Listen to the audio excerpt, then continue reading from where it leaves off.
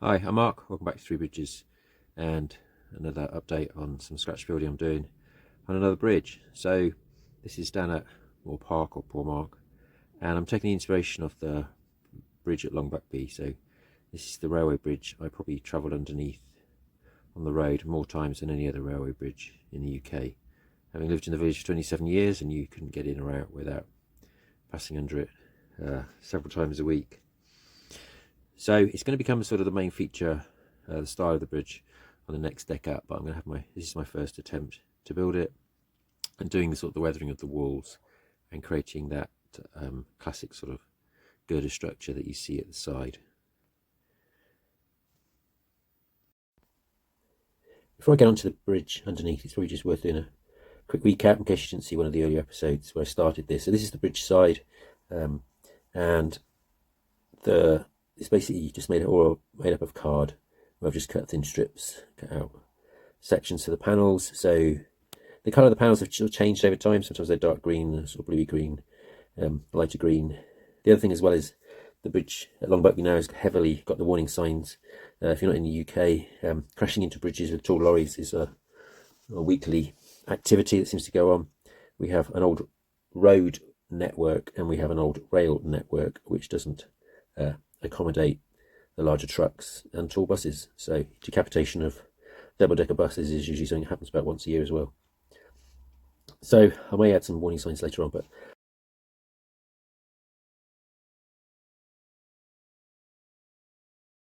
so for the underneath of the bridge, I've made up a panel with a load of these just 2mm card strips, and I'll paint this all up in XF25, which is a light sea grey. It's really pale greeny. And then obviously the bands that go across, I've done them in a base white, but I'll rust those up as well. They're sort of heavily rusted when you look on the image. So just to finish up, I've blasted the white bands with a bit of the rust brown in patches. Just not an even coat, just to try and show areas, and a little bit along some of the underside of the bridge structure as well. But the dilemma I've got is the brick facing. So there's the walls underneath where the bridge sits, so if the bridge is sitting over the top, and as you can see on the image, I'll stick it up again, it's heavily weathered, and also the side walls. I've always used printed paper with a brick pattern, and I know there's a range you can get in different colours. Obviously if I was using plastic card, the brick plastic card, I can colour it and weather it and stuff like this, but obviously weathering paper is not so easy. So I'm going to try something out on this one. I think it'll work. I'm sure Michael at Chandwell has done it himself. So basically I'll seal this with the matte varnish. So I think he tends to use the general matte varnish for the first couple of coats. That does leave a slight glossy finish, and then he uses the ultra matte to get the matte varnish. But in fairness, if I'm going to be weathering it anyway, I'm going to try spray painting it. Then that'll probably knock off any gloss I get from the matte varnish. Anyway, we'll see how we get on, because obviously I'm putting IPA on top of matte varnish. I may discover this is a completely bad idea, but this is acrylic based, so we shall see. Bit of an experiment for me. Okay, so I've blasted the wall with some IPA, having put 2 coats of the matte varnish on, and then with the whole thing saturated in IPA, I've just put a few thin drops of sort of my diluted white, green, and sort of rust brown, and then sort of tilting the sheet, you can get it to run up and down. So, and at the moment it's slowly drying, so I'll see how it looks like in the morning when it's had a good time to dry, but most of the IPA has now evaporated off.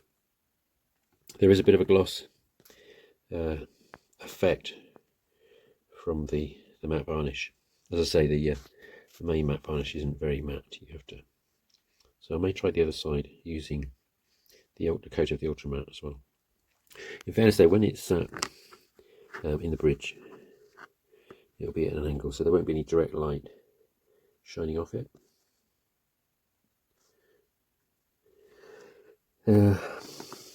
Work in progress, I think.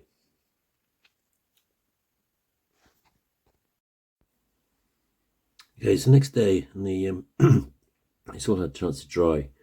I did quite like these effects where the paint is sort of run down in the sort of flooded IPA. I'm going to go have a go with the airbrush anyway, see what that does. Only around the bottom part, just to lighten it up a bit. When I was re-looking at the image, the bottom section of the walls, a lot paler. It's probably mud splash from the cars going by, actually, that's caused that. So I'm trying to just sort of knock off some of that, the darkness of the wall. It works quite well. The camera doesn't show it as well as I'm seeing it on the eye. Anyway, I'm going to try some of these sort of lime bleeds, basically they occur halfway up the wall. And it's difficult to film whilst I'm doing it, but so I'm basically going in very close, just getting a start, and then sort of moving the airbrush away from it down the wall, so the strokes are down. So that was where I basically let the paint flood down, basically an IPA saturated wall. This is with the airbrush, where I've got more, I suppose, subtler streaks.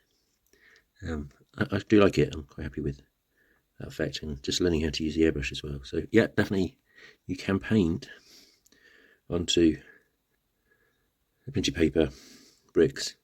Just seal it with the acrylic varnish first before you use the acrylic in IPA paints.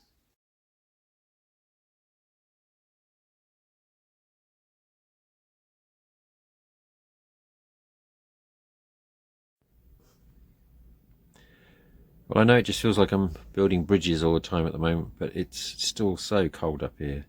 It was warmer at the weekend, but it's turned cold again, and just not very pleasant for running trains. So hopefully a few more weeks we may get some warmer weather and the end of this rain. Anyway, as always, thanks for watching.